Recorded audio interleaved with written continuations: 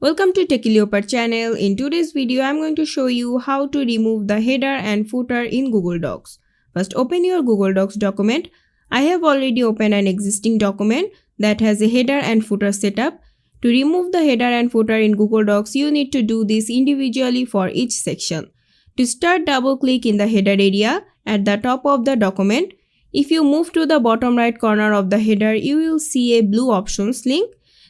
Click it once to open the menu. At the bottom of the options shown, you will see Remove Header.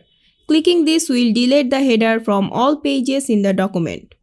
We are not quite finished yet. So scroll to the bottom of the document, you will see the footer is still displayed. To remove it, double-click the footer area to open the footer section just like before. Then click the blue options link and at the bottom of that list choose Remove Footer.